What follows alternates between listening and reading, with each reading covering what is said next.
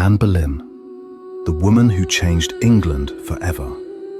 Born around 1501, the exact date is uncertain, Anne was the daughter of an ambitious courtier, Thomas Boleyn, who sent her to the Netherlands and then France to be educated at the most sophisticated courts in Europe. When she returned to England in 1522, she was unlike anyone Henry had ever met.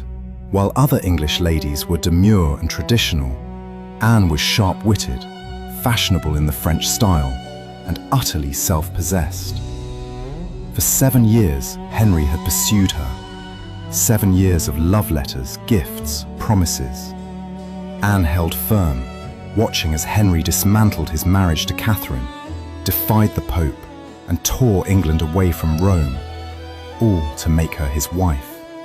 By the time they had married secretly in 1533, Anne was already pregnant. Everything Henry had sacrificed until now was betting on one outcome, that Anne would give him a son. On September 7th, 1533, Anne gave birth to a daughter. Henry tried to hide his disappointment, but Anne knew. She'd seen what happened to Catherine, and now she had to get pregnant again, immediately, or face the same fate. The next few years were a nightmare of miscarriages. Anne became pregnant again in 1534, but miscarried. Then again. The pressure was unbearable. Her behavior became erratic. She was sharp-tongued, jealous, volatile. Some historians think she was simply terrified. Others suggest she was always headstrong, and Henry had just stopped finding it charming.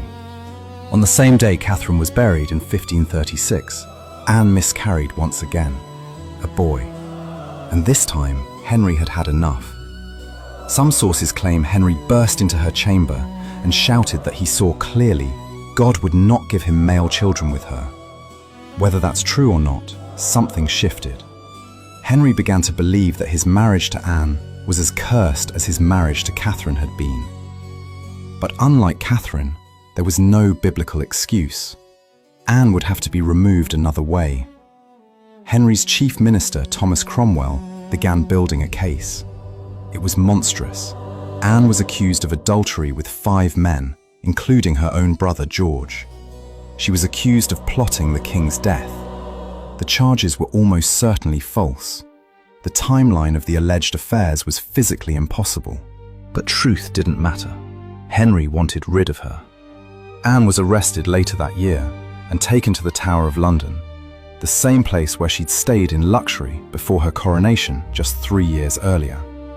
Now she was a prisoner, accused of treason. The 5 men accused with her were tried and executed first. Then Anne herself was tried before a court of peers, including her own uncle, who presided over the proceedings. The verdict was decided before the trial began: guilty. Anne was sentenced to be burned at the stake or beheaded at the king's pleasure.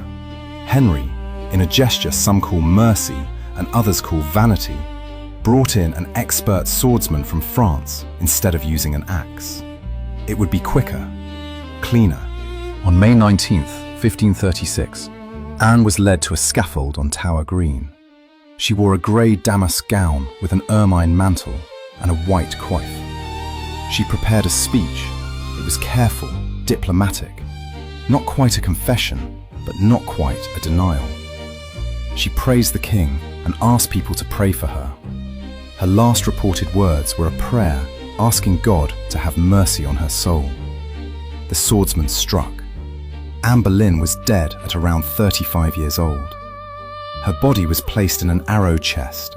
There wasn't even a proper coffin, and buried in the chapel of St. Peter ad Vincula in the Tower. Anne's daughter Elizabeth was declared illegitimate, just as Mary had been. At 2 years old, Elizabeth had lost her mother and her status in one blow. No one could have predicted that this rejected, illegitimate daughter would become Elizabeth I, one of England's greats. Anne Boleyn's legacy is complicated. She was ambitious, clever, and brave enough to demand marriage when others would have settled for less. She changed the course of English history. The break from Rome, the seeds of the English Reformation, all came about because of Henry's obsession with her. But in the end, Like Catherine before her, she discovered a terrible truth. When you were Henry VIII's wife, your value began and ended with your ability to produce sons. Henry's fortune all changed with his next wife, but as you might come to expect, it wasn't that simple.